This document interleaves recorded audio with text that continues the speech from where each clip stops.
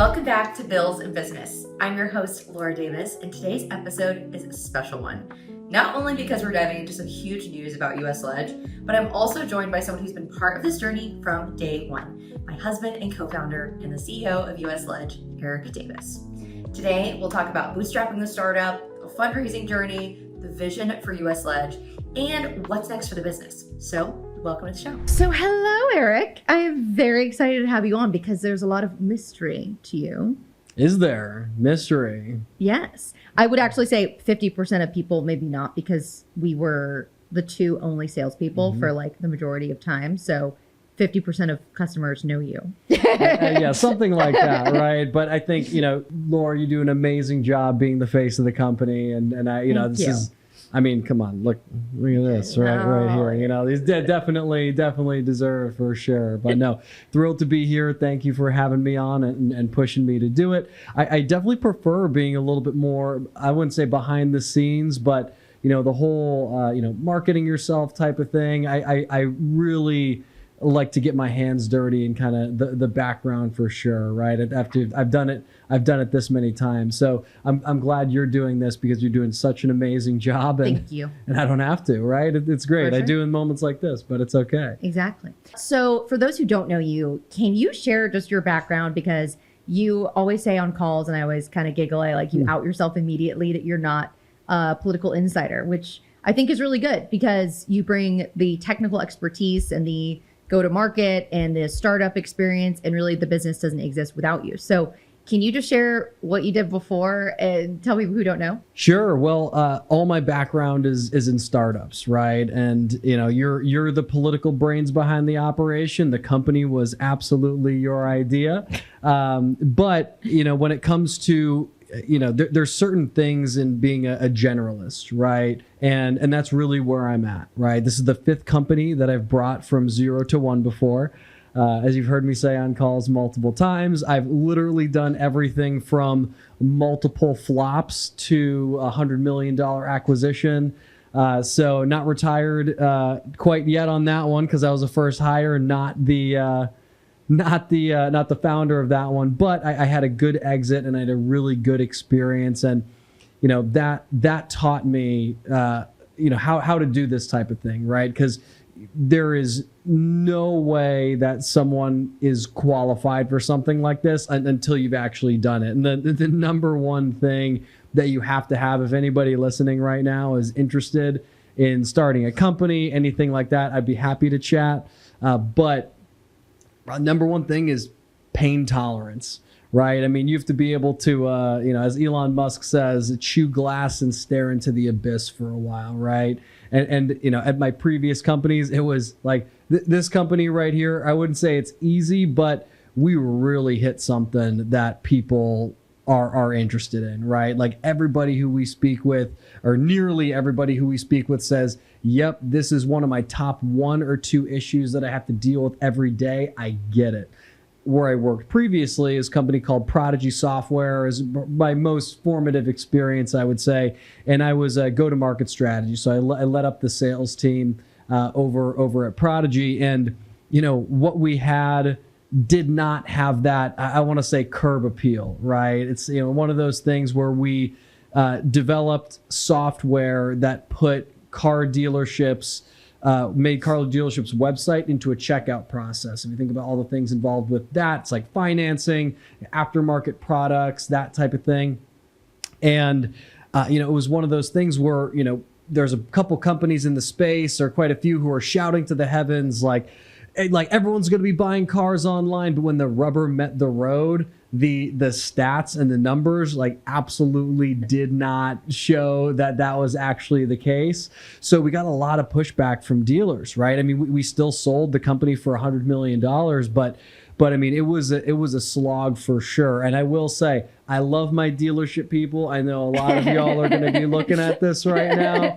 But there's like a blue collar kind of negotiation mentality and there's nothing wrong with that that a lot of general managers have, the people who are in charge of actually buying. So there's kind of like they've been then you get to be a general manager by being the best salesperson, right? So there's this negotiation mentality that you get where they're trying to grind you down and everything. They call BS like the second that they see it, and also if you haven't sold cars before, then that's a problem. And I didn't sell cars. I was like a chicken hawk, if anybody knows that term. It's like a president who has not been in the military. It's a term there. So in this, like I will say, this is my first stint in the lobby world, and never spoke with a lobbyist before I met you, before I met my wife here.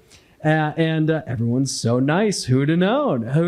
Absolutely. But no, the political world is, it helps that we're solving an issue, but everybody's been great. They want to help. Our early partners, quite literally made the company here. We would not be here without having our early partners here. So it's a very long-winded answer to my background, but I went a couple places. But yeah. So I'm a big believer that every single thing in my life has led me to this moment, right? Like I really believe everything happened for a reason. There's a reason that I had the schlag on Capitol Hill, the long hours. I learned how the sausage was made. Do you think that the working in such a really rough industry where it was very brutal, cutthroat, prepared you in a way to deal with some shit? Absolutely. Great question. But if you can sell to car dealers, you can sell anything anywhere. Like that is absolutely the hardest, the hardest market that I know of here. So absolutely, right. You have to deal with a lot of rejection in this game, and you really hone your craft in order to be able to develop, not just like sell to them, but develop a go-to-market strategy around it. And there's, in the auto industry, there's a lot of barriers in place. It's almost like antitrust kind of situation here. There's a couple companies that have all the data and they hold it, so it makes it really hard to break into the industry because they hold it, so you can't integrate with their systems, that type of thing. This, we don't care, right? We don't care, right? So, but absolutely, we're really in a space that's really underserved as well. So it's just an easier market. People really needed what we have, and also people haven't seen as much of what we developed. So. That's so true. I remember when you first talked to somebody, it was in our early just prospective customer conversations, and you said to them, to a dealer, how many times a day do you get pitched? And you said he's got pitched 2 times a day for new technology, right? And then I asked one of our early partners, say Kyle Morrow, right? Shout out here. But I asked Kyle, and he's like, you're like the 4th in something like 12 years, or maybe 5th in 12 years, right? So there's a certain, like, it's clogged, right? It's just a really busy market here, right? But there's like a product market fit, right? That's we found it. I know. I think that's one of the hardest things people say, and finding that there's obviously a ton of different problems along the way, but that's one of the hardest things to figure out. And I think it was from customers, and then probably background in doing the work. So what was it about, I remember the day coming home and saying, Eric, I have an idea. I think that we could do this. We could start this company that would automate all the workflow, the really tedious time, and the work I'm doing that's making me stay up for hours when I really just want to be meeting with people and moving the needle. What made you go, oh, that's actually a really good idea? Well, it took the research part of it, right? Because I'm a naturally extremely skeptical person. I have invested in companies myself. I've lost money investing in startups. I have been a part of early stage companies that did not work out. So like I'm very, very skeptical when it comes to putting our time and energy into anything really, right? And that's how I try to handle our personal life. It's hard to get me to say yes to something, but if I do, then I'm going to do it, right? But when it goes, there's a very normal process that you go through when you're evaluating ideas, right? At least on my end, right? And it is, you talk with the people who would be using the product that you're building, and you ask them, if this was developed, then would you pay for it?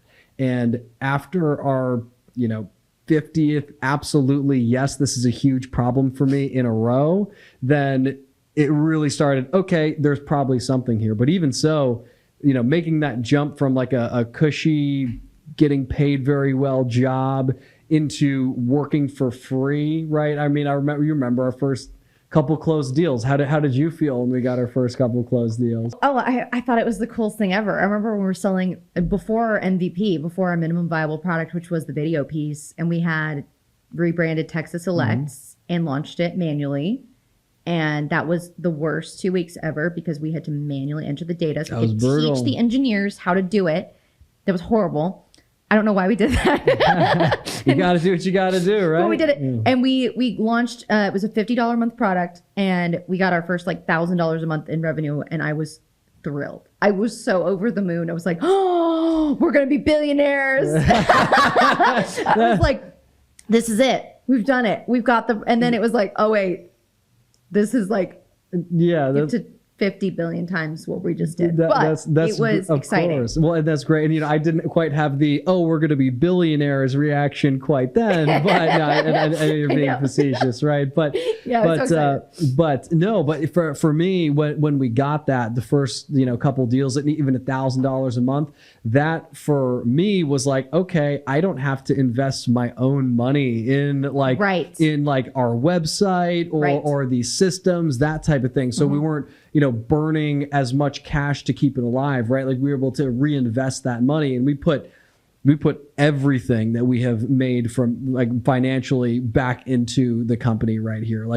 We're not concerned about profit right now. We put every single dollar back into development and creating a better software. There absolutely will be a time to build an extremely profitable company, and we're on our way there. But most importantly, it is to build the best product, because we're single-minded. We just got to win, right? And everybody here is on that train and ready to go, right? And that's why we have a great team, and they're all on the train. The term, what's our favorite? Drink the Kool-Aid, they said. Well, I was going to say ride the tiger, right? Oh yeah, our saying is ride the tiger for sure. Yeah, it means that it's like you got to be ready to ride the tiger when you're here, right? When you're at USLege, because you're gonna, what do you think about riding the tiger? You got to hold on tight. You're probably going to end up a little bit bloody or a lot bloody. It's not the easiest or safest thing, but it's absolutely going to be a wild ride, and there's going to be a story from it for sure. 1,000,000%. Now, a lot of our listeners are partners of ours, right? So actually in the political space, and might not necessarily know the term bootstrapped. Can you explain the term bootstrapped? So bootstrapped is a term that is used when you're talking about a company that has not taken on investment. So, I did 7 years in Silicon Valley, very much around venture capitalists, very much around, companies that have taken venture funding in many different forms. I don't need to get into all the different forms now, but a company that's bootstrapped is like they have given away 0% of the company. It is 100% theirs. They've taken on no VC funding. Cool. And so what do you think the benefits of doing that are early on? Well, the number one benefit is that if no one will give you money, it still lets you build a company, right? And we had, early on, we had conversations, right, with people, but they're like, I don't see it, right? You have to go through 1,000 rejections in order to get to a couple of yeses, and luckily we did. I'm thrilled to have the partners that we do have in terms of venture investment, but we had conversations. People were like, oh, you have $30,000 a year in total revenue, and you want me to give you what, right? That's it, right? But it just makes it accessible. But money makes everything easier. You can move faster, right? You can hire people to do more, develop more, all of the above. But one of the true benefits, I would say, of being bootstrapped is it is a forcing function for being scrappy, right? And one attribute that every successful software company that had an exit that I know of has been scrappy, right? It's just the mentality of the group is we have to do more with less. Every single customer you get and every single dollar you get is your lifeblood, right? It is the thing that is keeping the company going, keeping you alive. So you give the best service you can possibly be. You think creatively to solve issues because you don't have the money in order to throw money at issues to solve it, because money can solve most issues there, right? I would say scrappiness, absolutely, for sure. But not everybody can raise funds, and not every company goes through that path, right? It's the one that we're going through because it's really difficult / nearly impossible to build a $1 billion company like we want to build without raising funds. Right. But it makes it accessible. You can actually start a company. So another thing to add that I've just thought is, one day when I'm an investor and I'll be hearing pitches and kind of being the shark in the room, is if they didn't bootstrap for a year, I don't know if I would invest. And that's because I'm hearing of all these companies that are raising rounds without having any product market fit, without having any validation in the market. And I'm like, I would not invest in that unless they had like $1 million in revenue to prove out that they could do it. And that's definitely the stage that we got to. And I'm like, and I know how hard that is, but I think that proves validation to the actual product. Of course, right? I mean, that's, companies are in business to make money, right? And that's amazing signal. But even after we got to $1 million in revenue, we were still getting rejected all over the place, right? I mean, there's like no, there's a rhyme or reason for sure. But in order for a company to invest, it's almost like a marriage, right? And I say this to my wife right now, right? I know, right? But they have to believe so deeply in you that they're going to put like a large chunk of their portfolio with you and then be with you throughout that entire journey right there. But you're right. But also the VC world is very interesting. There's like the hot deals. They get a lot of offers, right? And then they start getting a bidding wars, that type of thing. So if anybody's out there saying I would only invest in a company that has $1 million in revenue, and you're not like a very established investor that has value add, you might not be in on that deal, right? I mean, there's competition for it. No, the VC world I find really fascinating. We got really lucky with our partners, that Avalanche Ventures and Reformation partners. So really grateful for them and believing in us early on. But yeah, I'm excited for where this is going. Absolutely. Something that was interesting today. So I have people reach out a lot, and especially young people who are wanting to be founders. Not a ton. There's not a ton of them, but a few. And I did speak with someone today who is starting a company, and he was just asking for advice, and very, very, very early stage, and was saying, do you think I need like a email branded with my email? And I said, it's probably going to cost you $10 a month with Google. And I said, and honestly, don't even think about that right now. Like I said, early on when we were bootstrapping, every $10 added up. And I'm so glad that you were there with the kind of financial understanding of that, because you were like, no, we don't need a USLege email. And I was like, but we do. And then you said, no, it's an extra $10, but that's each person. It's going to add up all these software costs. You do have to be really scrappy. And that was something that was really interesting. I was giving feedback on today. And they were like, I want everything to be perfect before I start selling. And I went, it's never going to be perfect. Never. One of my favorite quotes is, never let perfection be the enemy of good. Okay. Got a lot of these good quotes here.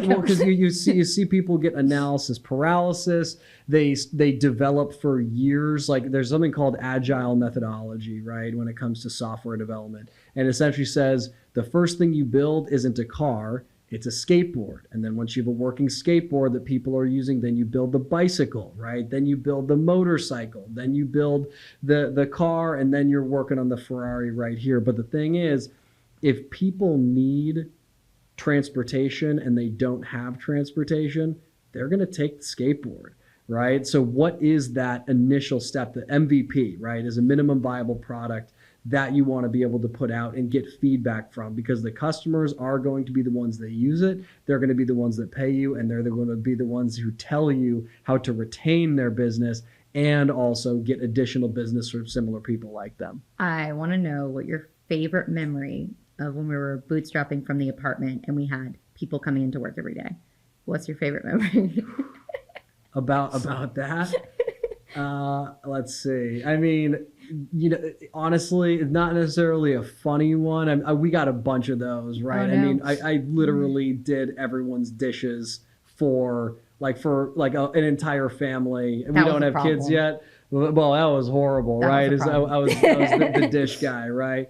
And we got a dish rotation, a little bit of organization around that. But no, I would say my favorite memories are, the moments that I had where you're like, all right, this is actually real right now. I mean, we had skeptics, right? We had people who would tell us early on, who would go, yeah, this other company like tried it and then failed. This Right. other they tried and failed, and they looked at me, some outsider, and you some staffer who were going out there and said, come talking a grand vision of what could be built, and they didn't believe us, right? They didn't believe us, and then the thing is, the majority of those people who didn't believe us, they are either currently customers or they believe us now, because there's a couple of moments, like when he sold their first deal over a single user. I would say the first, like what I would consider maybe an enterprise deal, and for multiple users, there was a moment of, we actually got something here, like this might work, right? Because when you're really early stage at companies, 95%, I don't know, something like 95 to 99% of them fail, right? So I came in with the expectation of like knowing that fact with a pragmatic view, knowing all the things that we have to do. And even if you do everything right, then there still is a very good chance of failure. But now we're at the point where we are well beyond that. There's like, we have significant revenue, amazing partners. We have amazing investment partners, and a fantastic outlook on the future here. So there's little moments throughout that entire process where you like, it's almost like an easing of the pain, right? Where you're like, okay, the uncertainty, right? And you can gain more and more certainty and confidence. So I'd say that. What are some of the biggest wins you've heard from our customers that they've shared with you? Well, I heard one even just as was top of mind, right? I don't want to say too specific names here because I want to be protective of our partners, but we were speaking with somebody who worked at a state agency, and I wasn't even in this conversation actually, but they said that, in terms of like bill filing and digestion of being a subject matter expert, our software saves them 50% of their time to analyze bills, right? And to me, I'm like, oh my goodness, that's such a win, right? Especially during the legislative session, like that's such a win. I mean, another one that I had, which felt very, very good, was we had a partner who, completely flat out rejected us, right? Like it was early stage. It was like almost like hey, we're building this. Like, all right, we'll see where it goes. Those were our partners that we had early on. And then this person, we had started getting a little bit of buzz around what we were doing.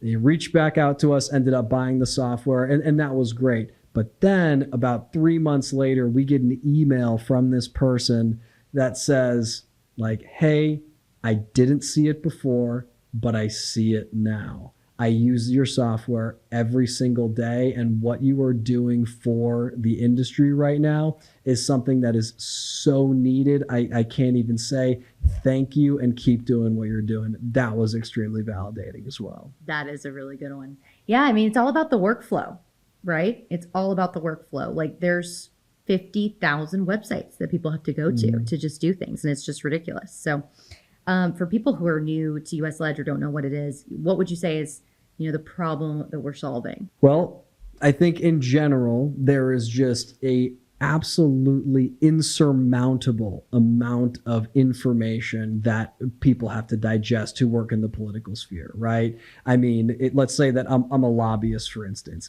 I got to be looking at like agency rulemaking. I have to be looking at bills that are coming in. I have to be looking at amendments, committee substitutes. I have to be watching maybe local videos, right? There just is so much information. So how do we curate that? How do we take this massive amount of information and literally make a checklist for things that, like, hey, this is what you have to focus on right now? So digesting the massive amount of information there. I love it. Yeah, I think with what we have built, and I'm actually really proud of where we are and definitely excited. Like when I show the platform, I get really excited. Right. And well, I get excited. When I pitch, I get very excited, right? And everybody I talk with can hear it in my voice, but there's a certain level of confidence that you get when you're talking with somebody who has the exact same issue as 30 other people I spoke with in the last 2 weeks that also had the same issue, that ended up using us and then solving the biggest problem that they're running into in the day-to-day, right? Because I've been working in the political world, like adjacent for 2 years now, max, something like that, and I am able to speak with anyone in the political sphere and say, hey, this is your job. Here's the main issues that you're running into. Is this accurate? And they'll be like, yes, absolutely. I run into that every day. And then I'm like, okay, well, here's the thing that can use to solve that. And then it hits it, right? And because I want to be a problem solver, right? Mm-hmm. The alleviation of pain is far, far more of a motivating factor than in addition to something, right? Like, one thing I love to say, I used to say this to my team all the time. You've probably heard me say it before, right? But if you and your partner, your significant other, are going on a vacation and you forgot your vitamins and you forgot your aspirin, okay? And you got a brutal headache and your partner says, oh, I actually brought blank. Would you rather them say vitamins or would you rather them say aspirin, right? 9 out of 10 I know people, what most people would say. You know what I would say. You were a crazy person, so you would say vitamins, right? Don't take no aspirin. There you go. 90% of people would want to get rid of that headache, right? And the thing is that because there's so much this day, there's headaches all over the place, right? Well, I think the big piece that we were solving for bread and butter with contract lobbyists specifically is they have to do everything in the full cycle, reading bills, watching these hearings, but they also are business owners. And so they have to go out and get new business. So they're out there, not just building relationships, working on campaign stuff, having to know and be ever present everywhere they are, but they also need to drive business. And so now helping people double their business portfolio, I'm all about, right? If they can either go spend 50% more time with their family or become a more successful business owner, all about that. So that is very exciting to me. In terms of new capabilities, what are some of the things, without sharing maybe too much, that you are really excited about and the vision of the company? The thing that I'm most excited about in the near term, that this is going to be done very, very soon, is we released a feature recently called Radar. Okay. What Radar does currently right now is that you can type in anything you want that you want to track in videos, right? In any video. So let's say that you're a lobbyist who lobbies in 50 states and everything that you're doing is around healthcare, right? I could type in, hey, anytime that somebody mentions the word healthcare and taxes in the same sentence in a negative way, like they're saying that we should increase taxes on healthcare or something like that, then you can be notified in that specific of a way, right? So, and then it just comes up with literally, here's when it was mentioned. Is this important or not important? Yes or no. Next and one. A video. It goes to the video. Exactly. That's wild. And it goes exactly to that point. And that was released, right? Right. The thing that really gets me excited is where we're going with that feature. Because if we can go through the text or the register, right? That go every state has a register that comes out either monthly or once a week that says, here's all the changes in agency rules that might be relevant, and then can literally just add a to-do list right there, or look for keywords and bills and just have it stacked task 1, task 2, task 3, we're able to give people back so much time just by making an easy to use interface to say important, not important right there. So that's one of the things that I'm most excited about. I love that. What about yourself? Futuristic wise, it's historical data. So there's a lot of states that don't have a data archive of video, and going and actually getting that data archive, and some it's just audio. Some states it's literally they don't have a Senate video, they just have audio. They're probably upgrading it. But if we can go back in time and look at the last 50 years of what actually was said in these hearings and what was said in agencies and what legislators said in different districts and mapping that out, I mean, we can train an AI to understand and maybe even predict future outcomes. And I think that that's probably the most exciting thing for me. So matching what legislators said with their district, with what they want, with what they care about, with what was voted on, all of that data is so dense and people are really just focused on the bill right now. And they're not focused on what was actually said, which I think is the most important thing. Because if you weren't there, you miss it. And there's a lot that kind of gets snuck or under the rug. So absolutely. One other thing that is a little bit further out. I was talking about this today with an agency. Shout out to my homies here. But what we will be able to do at some point in the semi-near future is be able to use artificial intelligence to identify any time a specific witness spoke and then create a clip of it and then file that under a witness archive. Right. So and same thing with bills, right? Imagine if you can click into a bill in the bills page and see the entire path that bill has gone through from beginning to end all the way through and not have to search anything, not have to click it all, not have to even search within the transcript. It literally is just available right there so you can see everything about it. I think that's unbelievably powerful. Okay, so with our team right now, where do you see us evolving internally with our team? In what way? So what I love about our company is that we're a very flat organization and everyone's an individual contributor, including you and I. So where do you see kind of our staff going and which areas do you think we'll be kind of hiring more in and as we scale? Yeah, I mean, the short answer to this is that I think management is extremely overrated. I think that if you hire good people to do the job well, then you're going to be just fine. You have to manage people because you can't trust them. And if you have a high degree of trust in your organization, then everything works better, right? You can trust them that they're going to do the job. You can trust them that they're not screwing around, that they believe in the mission that you all have.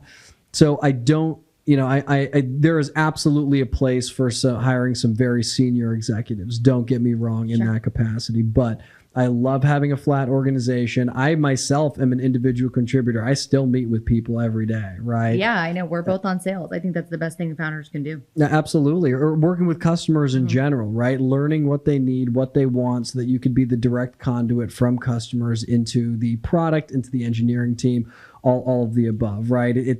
I'd see founders sometimes get, especially when they get if they raise $10 million and they start to get a little bit further back from it, and they don't happen. Yeah, exactly, right. And I had at my last company, is something that the CEO of the company said. He's like, hey, I decided I was going to get into sales, and then when he did get into sales, then things really started moving. Everything got up leveled. He wasn't necessarily a sales guy, right? But he had the authority, he had the belief and the passion for it, and it really started making some moves right here. So, my background is in go-to-market strategy and go-to-market as a whole, and I love talking with people too. When I hear people get excited about what we're doing and being like, oh, this is gonna be helpful, this is gonna be great, right? I love hearing that. I love hearing it. It gives me energy. Well, going into something that's on everybody's lips, and it's there's a lot of talk about AI and AI agents. So if you were in layman's terms to explain it, what would you say an AI agent is? An AI agent is something that is an AI that can complete a workflow for you. So a very simple version of this is, general AI or just out of the box AI like ChatGPT. It is almost like a search engine, right? You can ask it questions. It doesn't give you links to things, or it can give you links to things, but it gives you the information that you're seeking. And it was absolutely massively world-changing, life-changing, right? When it comes to an AI agent, that's something that will be able to book you a reservation at a restaurant, right? So I think OpenAI also had a partnership with OpenTable, right? So that you can actually say, hey, book me a 3:30 reservation at XYZ low spot, and it has access to your account. It can go into your account, integrate directly with the system that they have, book the reservation, send you the confirmation email, and then you're good to go, right? The exciting stuff is I'm excited about being able to book, book AI, flights, book flights, all that type of thing.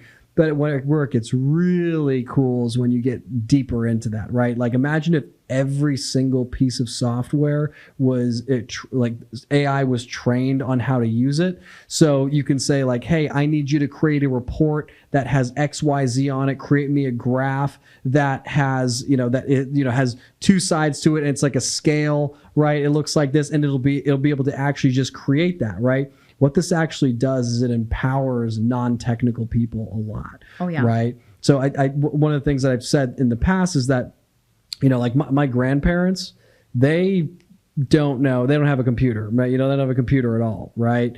My grandma does. Your grandma got a lot of things, okay? Grandma got a lot of things for sure. But even so, there's this barrier to entry of like, okay, how do I interact with this with this device right here, right? And it makes it so that they can't interact with it because they don't know where to press or whatever. Imagine if we could just talk to our phone and say like, hey, change the language on my phone to Spanish, right? Change the language on my phone to English, right? Right. Take this action for me. Send this person a text message. We can do that, right? But now go further, right? It's like, hey, create these reports, X, Y, Z. It really can go a very, very long way. And that's the direction that we're going as a company. I love AI voice tech and what it could potentially do, and especially automating workflows that are repetitive. Mm-hmm. Repetitive tasks are my least favorite thing. So like, every Friday, John Smith wants me to text him something XYZ. We can automate that. That's amazing. And that saves literally your life. Like you add up all the times you've had to do that in your life. I want to give people their life So back. Do you get worried about them listening though?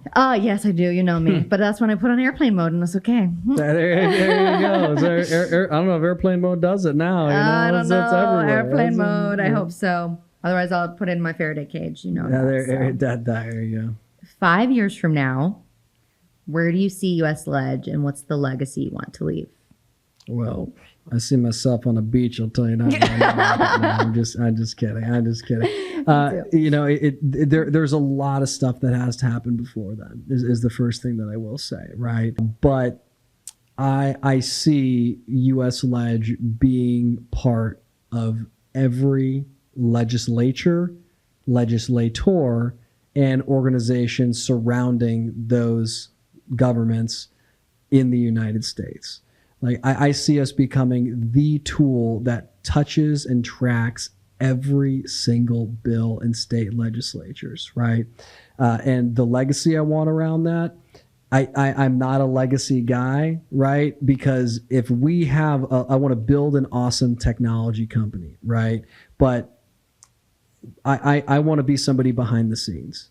I want to be a company that provides tools to the people that are doing the things that they believe are the most important things in the United States or in their state at any specific moment, right? We do not take a stance on any topics at all. We are aggressively and violently nonpartisan, and we want to keep it that way. That's who we are at our DNA, and how our legacy in that case, fits in with it. I love that. Yeah, thanks for bringing that up because I completely agree. And we're giving people the information and the accessibility to this information and essentially the transparency that has been hidden for a long time. You think there's no audio or video in some of these meetings that are happening in the government.